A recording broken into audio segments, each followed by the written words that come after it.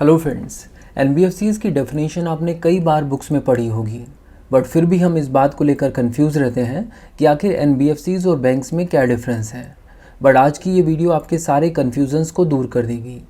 चलिए सबसे पहले देखते हैं कि आरबीआई ने एनबीएफसीज़ को किस तरह से डिफ़ाइन किया है।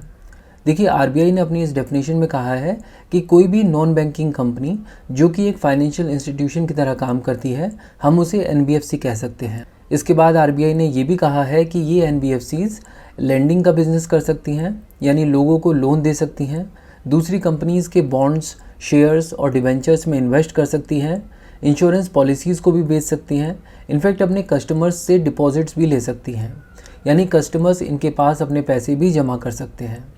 तो आप देख सकते हैं कि हमने आरबीआई द्वारा दी गई डेफिनेशंस को अच्छे से देख लिया है, बट मैं कहूँगा कि अभी भी ये बात पूरी तरह से क्लियर नहीं हो पाई है कि एनबीएफसीज़ और बैंक्स में डिफरेंस क्या है, क्योंकि ये जितने भी फीचर्स यहाँ पर मेंशन किए गए हैं, ये सारे फीचर्स तो बैंक्स भी प्रोवाइड करते हैं। तो इसका मतलब ये हुआ कि अगर हमें बैंक्स और एनबीएफसीज़ के बीच के डिफरेंस को समझना है तो हमें ये देखना होगा कि बैंक्स कौन सी फ़ीचर्स प्रोवाइड करते हैं और क्या वो सेम फीचर्स एनबीएफसीज़ भी प्रोवाइड करते हैं कि नहीं। सबसे पहली फ़ीचर है लेंडिंग, यानी लोन देना। अगर पूछा जाए कि क्या बैंक्स लोन देते हैं, तो आंसर है येस, बैंक्स भी लोन देते हैं और एनबीएफसीज़ भी लोन देती हैं। नेक्स्ट है इन्वेस्टमेंट। क्या ये दोनों इंस्टीट्यूशंस इन्वेस्ट करते हैं शेयर्स, बॉन्ड्स और डिवेंचर्स में? तो इसका आंसर भी येस ही है, बैंक्स भी इन्वेस्ट करते हैं और एनबीएफसीज़ भी। इसके बाद बात आती है पेमेंट सर्विसेज की, यानी आप अगर एक अकाउंट से दूसरे अकाउंट में पैसा भेजना चाहते हैं या फिर अपने किसी बिल को पे करना चाहते हैं, तो क्या ये काम आप बैंक्स और एनबीएफसीज़ दोनों के साथ कर सकते हैं? आंसर है येस, आप ये सब काम बैंक्स के थ्रू भी कर सकते हैं और एनबीएफसीज़ के थ्रू भी। नेक्स्ट है इंश्योरेंस। क्या बैंक्स और एनबीएफसीज़ दोनों इंश्योरेंस प्रोवाइड करा सकते हैं? आंसर है येस, दोनों ही एलिजिबल हैं कि वो इंश्योरेंस पॉलिसी बेच सकते हैं।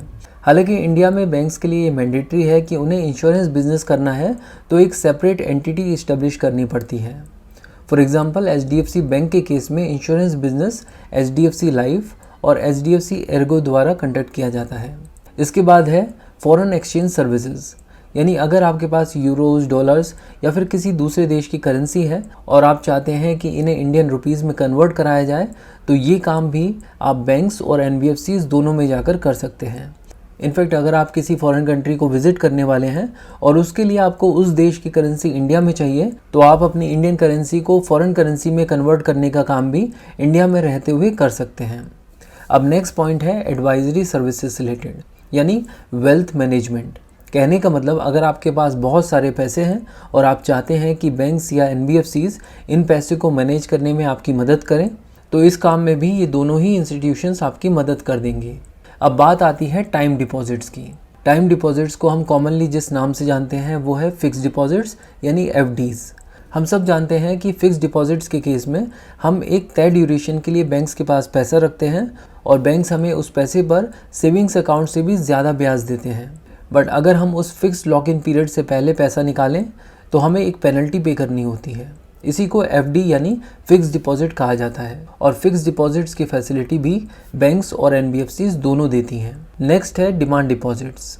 यहाँ आपको एक डिफरेंस देखने को मिलता है। आप देख सकते हैं कि एनबीएफसीज़ जो हैं वो आपको डिमांड डिपॉजिट्स की फैसिलिटी नहीं प्रोवाइड कराते हैं, जबकि बैंक्स आपको डिमांड डिपॉजिट्स की फैसिलिटी प्रोवाइड कराते हैं। खास बात यह है कि बिना बैंकिंग लाइसेंस के आप अपने कस्टमर्स से डिमांड डिपॉजिट्स नहीं एक्सेप्ट कर सकते और ये बैंकिंग लाइसेंस आरबीआई द्वारा इशू किया जाता है। बट क्वेश्चन ये है कि ये डिमांड डिपॉजिट्स है क्या और ये टाइम डिपॉजिट से अलग कैसे है। तो जैसा कि हमने थोड़ी देर पहले देखा कि टाइम डिपॉजिट्स मतलब फिक्स डिपॉजिट्स या फिर रिकरिंग डिपॉजिट्स, जहाँ पर आप अपने पैसे को इन बैंक्स या एनबीएफसीज़ को एक फिक्स ड्यूरेशन के लिए देते हो। इन बिटवीन आप पैसा नहीं निकाल सकते और अगर निकालने जाते हैं तो आपको एक प्रॉपर प्रोसीजर फॉलो करना होगा और आपको एक पेनल्टी भी देनी होगी। बट डिमांड डिपॉजिट्स के केस में आप अपने पैसे जब चाहे विड्रॉ कर सकते हैं और जितने चाहे निकाल सकते हैं। उसके लिए आपको पहले से बैंक को इन्फॉर्म करने की ज़रूरत नहीं है, क्योंकि आपका पैसा है, आप जब चाहें निकाल सकते हैं। इनफैक्ट आपको इसके लिए बैंक जाने की भी ज़रूरत नहीं है, आप एटीएम से कैश निकाल सकते हैं और चाहें तो अपने पैसे इंटरनेट बैंकिंग के थ्रू भी अपने फ्रेंड्स और रिलेटिव्स को ट्रांसफ़र कर सकते हैं। इसको डिमांड डिपॉजिट्स कहा जाता है। तो अब तक के इस डिस्कशन में जो बात निकल के आ रही है वो ये है कि बैंक्स जो है वो डिमांड डिपॉजिट्स ले सकते हैं, बट एनबीएफसीज डिमांड डिपॉजिट्स नहीं ले सकते।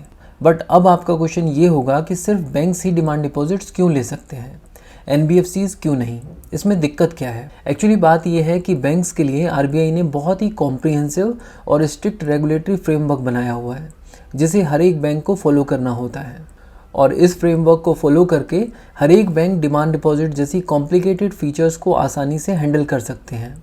बट अगर बात की जाए एनबीएफसीज की, तो एनबीएफसीज के लिए आरबीआई की गाइडलाइंस इतनी ज़्यादा कॉम्प्रिहेंसिव और स्ट्रिक्ट नहीं है, और इसीलिए इन्हें डिमांड डिपॉजिट्स एक्सेप्ट करने के लिए अलाउ नहीं किया गया है। बट अब यहाँ पर एक नया क्वेश्चन अराइज होता है, और क्वेश्चन ये है कि ऐसी क्या कॉम्प्लेक्सिटीज़ हैं डिमांड डिपॉजिट्स लेने में जिन्हें बिना इस स्ट्रिक्ट रेगुलेटरी फ्रेमवर्क फॉलो किए हुए फंक्शन नहीं किया जा सकता। चलिए इसे एक एग्जांपल से समझने की कोशिश करते हैं। थोड़ी देर के लिए आरबीआई के रेगुलेटरी फ्रेमवर्क को साइड में रखते हैं और मान के चलते हैं कि ये एक बैंक है जहाँ पर डिमांड डिपॉजिट्स लिए जाते हैं। लोग यहाँ अपना पैसा जमा कर सकते हैं जिसके बदले उन्हें कुछ इंटरेस्ट प्रॉमिस किया गया है, और उन्हें उम्मीद है कि वो जब चाहें अपना पैसा वापस निकाल सकते हैं क्योंकि ये एक डिमांड डिपॉजिट्स है। बट बैंक ने आपको इस पैसे पर इंटरेस्ट प्रॉमिस किया है, तो ऑब्वियस सी बात है कि उसे इन पैसों को ज़्यादा ब्याज दर पर लोन पर देना होगा, तभी जाकर बैंक सस्टेन कर पाएगा। बट जैसे ही बैंक ने इन पैसों को लोन पर दिया, 2 दिन बाद आप पहुंच गए और अपना पैसा विड्रॉ करने लगे। बट बैंक के पास तो पैसे ही नहीं है, तो आप पैसे नहीं निकाल पाओगे। अब सोच के देखिए कि अगर आप इस सिचुएशन में होंगे तो आप क्या करेंगे? आप बैंक में जाकर हल्ला करने लगोगे। ये बात सुनकर बैंक में मौजूद सभी कस्टमर्स भी पैनिक करेंगे और वो भी अपना पैसा निकालने की कोशिश करेंगे। देखते ही देखते ये बात फैल जाएगी और बैंक के सामने कस्टमर्स की भीड़ खड़ी हो जाएगी। ये एक पैनिक सिचुएशन क्रिएट हो जाएगी और बैंक डूब जाएगा। तो आप समझ पा रहे होंगे कि डिमांड डिपॉजिट्स को हैंडल करना काफ़ी ज़्यादा चैलेंजिंग है, और क्या क्या चैलेंजेस हैं ये भी हमने यहाँ पर देखे।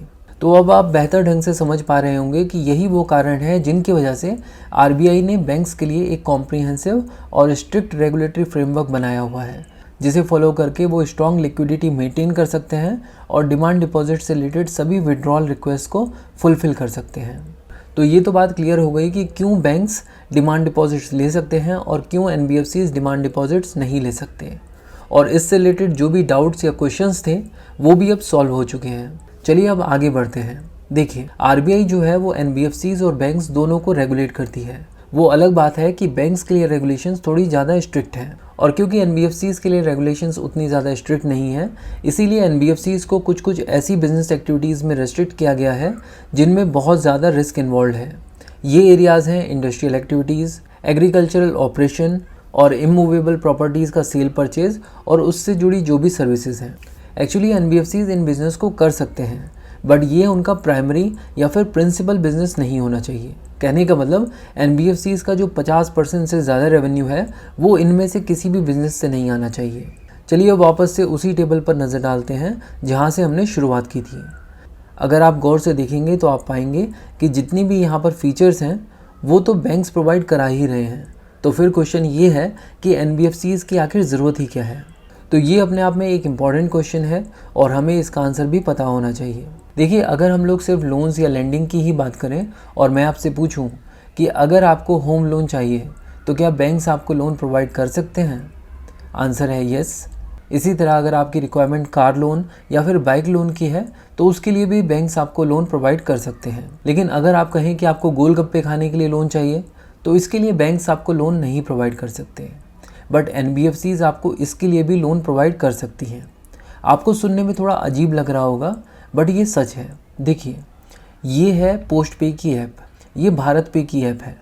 इसमें साफ साफ लिखा हुआ है कि ये ऐप आपको 30 दिनों के लिए इंटरेस्ट फ्री लोन प्रोवाइड करती है, और 30 दिन के बाद भी अगर आप पैसा पे नहीं कर सकते तो आप अपने बिल को लो इंटरेस्ट ईएमआई में कन्वर्ट करा सकते हैं। तो बेसिकली ये एक लोन ही है। और इस ऐप के डिस्क्रिप्शन में ये भी लिखा हुआ है कि आप इस ऐप के थ्रू कुछ भी खरीद सकते हैं, चाहे आपको मोबाइल ख़रीदना हो, चाहे आपको गोलगप्पे खाने हो। और इस ऐप के 50 लाख से भी ज़्यादा डाउनलोड्स हो चुके हैं। तो इसका मतलब ये हुआ कि हमारे देश में ऐसे बहुत सारे लोग हैं जिनकी लोन्स की रिक्वायरमेंट ऐसी है जो कि बैंक्स पूरा नहीं कर सकते। ऐसे में पिक्चर में आते हैं एनबीएफसीज। बट यहाँ पर मैं आपको क्लियर कर देना चाहता हूँ कि ये जो ऐप हमने अभी देखी, जो कि पोस्ट पे ऐप है, ये अपने आप में कोई एनबीएफसी नहीं है। और ना ही ये खुद से लोगों को लोन देने के लिए एलिजिबल है। इस तरह की ऐप्स का टाई अप NBFCs के साथ होता है, जो कि एक्चुअली में इस प्लेटफॉर्म के थ्रू यूज़र्स को इस तरह के लोन्स देते हैं। तो पहला रीज़न आप समझ पाए होंगे कि हमारे देश में ऐसे बहुत सारे लोग हैं जिनकी लोन्स की रिक्वायरमेंट बैंक्स पूरा नहीं कर सकते, इसीलिए NBFCs की ज़रूरत है। दूसरा रीज़न ये है कि NBFCs जो है वो अपने कस्टमर्स को कस्टमर ओरिएंटेड सर्विसेज प्रोवाइड करती हैं। ये अपने कस्टमर्स को बेहतर ढंग से समझते हैं और अपनी सर्विसेज को उनके हिसाब से एडेप्ट करते रहते हैं। बेसिकली ये ज़्यादा फ्लेक्सिबल होते हैं और कस्टमर्स की रिक्वायरमेंट को फुलफ़िल करने के लिए एक स्टेप आगे बढ़कर काम करते हैं, और इसीलिए इन NBFCs की जो रीच होती है वो बैंक से भी ज़्यादा होती है। इसके अलावा ये अपने कस्टमर्स को टाइम डिपॉजिट्स यानी फिक्स डिपॉजिट्स की फीचर्स भी प्रोवाइड करते हैं, जहाँ पर ये अपने कस्टमर्स को बैंक से भी ज़्यादा इंटरेस्ट ऑफर करते हैं।